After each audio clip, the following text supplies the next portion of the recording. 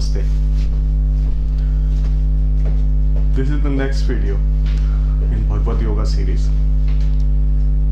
Last video we talked about why there is so much suffering, what purpose, what role does it play, why is it necessary, so that we could learn to accept it and be at peace with it. So what I've seen is that a lot of people, they say that, yeah, we get that our thoughts create our reality. So obviously if our state of mind is attracting that illness and sickness, so we can understand we get sick. If we can understand that, okay, we are attracting poverty. We also understand, okay, fine, we understand that there's a balance, that's the existence, the survival, the evolution. So it's even the whatever negative is also necessary for sake of our own survival and evolution. So we get that also. But then why do children suffer? You see, children, being born with birth defects. There are certain children born in utter poverty, while the other children are, born in rich families. Why is that difference? Why? If those children are, surely those children are not creating, like there are children that who get birth defects or killed when they are in mother's womb. So are they attracting all of that by thinking those things? Is that what it is? So it doesn't make sense, so they can't comprehend that fact, why that happens. Now, like last time we discussed that, when you look at a complex problem, whether it's like, whether you're a philosopher, manager, programmer, scientist, mathematician, the problem solving process is the same. That's what scientists do. Like, so they create a hypothesis. Like, for instance, when Bohr came out with this model that, the nucleus is in the middle like a sun, and then the electrons evolve around like, the nucleus like planets, Obviously, he didn't see what the atom looks like. He had no clue. He had no way of actually, coming up with that model. No way of seeing it or verifying it. Nothing. None of that. So the way these scientists work most of the time is that they look at all these different symptoms, and then they try to come up with a hypothesis that, if the atom were to look like this and behave like this, then can these things be explained? Whatever we are seeing in physical things that can be observed, so things that can be observed, can we explain those things? Like, for instance, electricity. Can we explain that electricity? How electricity works? Yeah, so if we have this Bohr's model of atom, so those electrons are revolving around the nucleus. So some of those electrons are removed from that atom, and then they flow in let's say a copper wire. So wherever there are more electrons, that is negative charge, where whichever part has less electrons becomes positive charge, and then the electricity flows. It can be explained. So maybe it's a good model. So maybe that's how the atom looks like. Then can we explain all the chemical reactions? Then we look at it. Yeah, if we take, in this outer shell, it has 7 electrons. This one in the outer shell has 1 electron. So this 1 electron, compensates for this 1 less electron here, and boom, there is this molecule. So yes, those chemical reactions can be explained. Great. So maybe this is how the atom looks, this nucleus and electrons around it. Can we explain how the ions are formed, like positive ions, negative ions? Yes, if you look at that model, it can be explained. So at that point, let's say when this model was discovered, people knew about electricity, how it works. They knew about chemical reactions. They knew about ionization. They had a number of factors that they could observe and see, So obviously, like somebody had to speculate, or just speculating. maybe this is, if atom were to look like this, can we explain all these symptoms that we see, the results we are seeing? Yes, certainly it becomes a scientific fact that yes, Bohr's model, this is what the atom is supposed to look like. Great, great. But nobody knows what the atom looks like. Even Bohr didn't know. Most of the people accepted that model because it could explain all the symptoms. But nobody had seen that model, actual atom. Nobody had any way of verifying that atom, right? Now, as the science progressed, you started seeing more and more and more different things that you can observe because your observation instruments are increasing, your skills are increasing, so you're inventing new things, so certainly you can see a lot more things that you can see, so then you say, okay, this is what the atom looks like, so can we explain this new thing that we have just seen with this model? No, we can't. Oh shit, this is not the right way, this is not the right approach. So maybe atom doesn't look like this, maybe atom looks like something else. And since then, that model has kept evolving. So somebody came up with a different idea that, these electrons are not rotating around like planets, and they're just like basically rotating around in some sort of different cloud formations, And then they realized, though, there are certain things even that model can't explain. So then, so that whole model kept evolving. So that's how science works.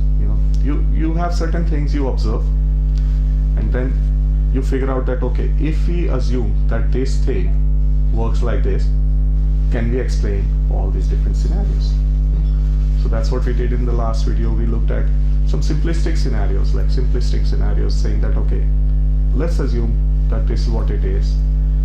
Can we explain these things? So today we're going to do the same thing. And this is one of the things. That a lot of this religious stuff.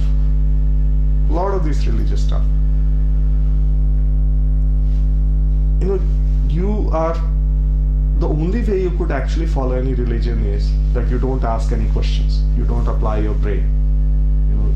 You don't apply any common sense or logic. Because you would see that the moment you apply slightest amount of common sense or logic, or ask yourself certain questions, why, how, what, immediately you realize the whole, the concept of that religion or whatever the teachings just collapses, because it doesn't withstand the scrutiny of logic. So for any philosophy to be valid, to be considered worthwhile, it has to withstand logic or scrutiny. And obviously, the philosophies keep evolving. Like the shape of the atom has kept changing over the years. So when you start observing new things, you have to change your philosophy. You have to adopt a different philosophy or improve your philosophy to, fit the new observations. So, having said that, we'll try to see why and how the children are born that way and try to apply certain logic to it, so we know, let's assume we know as a fact that what we think about, we bring about. That whatever thoughts we have and the state of mind we have created, whatever things we have believed in, is going to create our future reality, future experience, right? So we know why, people are poor, why we are poor, why adults are poor, why we fall sick or get accidents, whatever. So we are able to understand. We also understand why those things are necessary. But why children? Why children? What do they think about all these things that I'm going to be born with birth defects? How are they attracting? They're not even thinking when they're in mother's womb. So how do they end up getting those things? To understand that, what happens is that we have to understand that whatever we think about, we don't think about right that very instant. We know there is a buffer of time. Whatever we think about today is creating our future experience. and that future experience may never even occur. When and how that experience occurs is something that we'll cover in a different video at some other point. But today we are talking about logically how can we apply this knowledge to the scenarios with children. And so we know that we are bringing about our reality. So our belief system, our thought process today is creating our reality, putting it in our escrow, which might which would manifest at a later stage. So what happens? So in that case, when you are living your life, so you are putting more and more things in your escrow, and those things keep manifesting at a future date. So those things keep happening, right? But at some point you die. That's the cutoff, right? So at the point you die, you still have this escrow with a lot of future experiences you have not experienced yet. So what about the manifestation of those? But by law, those things have to manifest at a later stage. So in that case, think of it this way, that at the point you died, you have a particular state of mind, which is, if you did not die and you would have continued in that state, so you would have created your future experience and reality. You have that escrow which would have created your future reality and experience. So what it means is that, but we also know that there is continuation. Like you die, you left this body, but then you have to believe in reincarnation for you to be able to understand this. So when you die, your soul is taking up a new body in a different environment, but your escrow, you take that escrow with you. So there is that continuation. So at the end of the day, what's happening is that whatever state of mind you are in, whatever reality, whatever environment you are in, you take that environment, that whole escrow, that future experience with you when you transition from one death to next birth. And that's how you take that escrow and those experiences with you into that life. So that's why you would see all the big differences between the circumstances of those children as well. So let's take an example.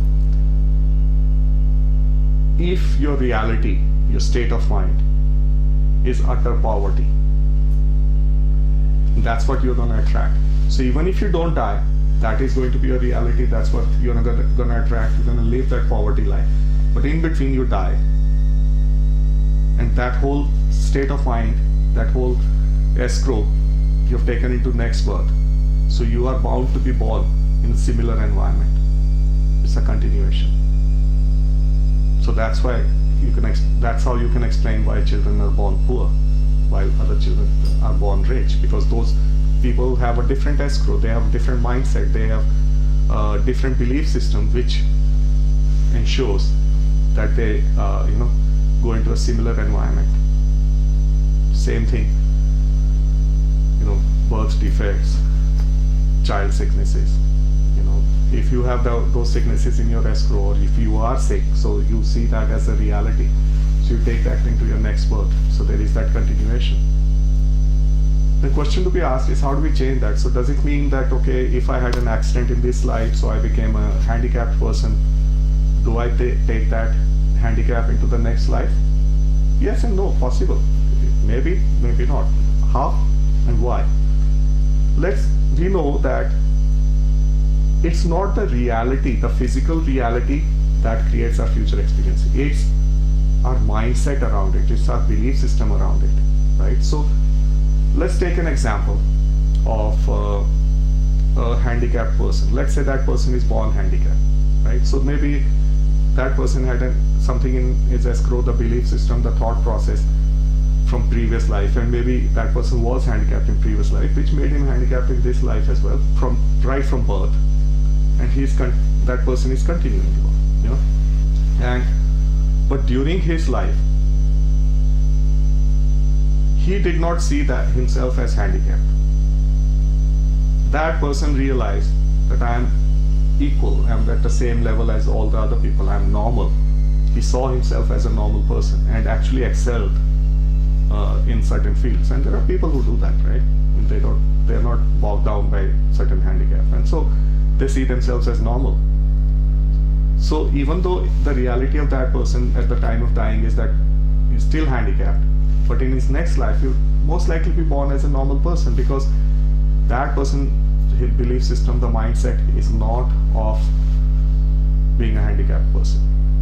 On the other hand, there could be a person with completely functioning body, but because of certain scenarios, that person has that mindset that, oh, I'm being handicapped because of lack of support or lack of opportunity, and I feel like so that's the mindset that person has, and because of that, the vibration that person carries on to the next life, it's very likely that that person could be born with certain birth defects, or early on during that person's childhood, that person may suffer the manifestations which they have created, and that's where that karma, that whole thing of karma comes in. So over time, people have started believing that, oh, karma means if you've done something good in previous life, so you would get good results in this life.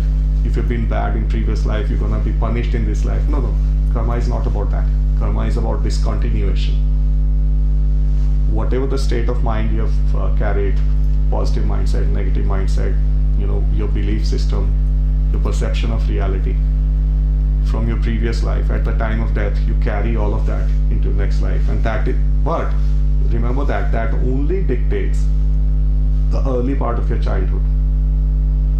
So those manifestations only come into being during the early part of your childhood, because at certain stage, from being a child, you take over, your mind takes over, and you start changing that reality. You start creating a new reality based on the new thoughts that you are thinking. So this is how you explain why and why those things that happens in the early years of a human being. Why some children are born certain way, diseases or some handicap or poverty, or they suffer these consequences or abuse at a young age, when their mind has not started maybe creating their own reality the way they want to. That is exactly the reason. And if you look at it logically, it does make sense. Yes, we all have different belief system, but then like I said, as a scientist, as a philosopher, you have to look at all these small different components and put it together and try to figure out a new picture. Just like you look at electricity and try to figure out what an atom looks like, without having to actually be able to see that atom. Just think of different things. So this is just one of those theories. So that's why children go through whatever they go through. And when you think about it from the escrow point of view, from continuation point of view, from karma point of view, certainly it all makes sense. So I hope this video helps and it answers that pertinent question, why do children suffer? And thank you for watching. So my next video is going to be quite interesting.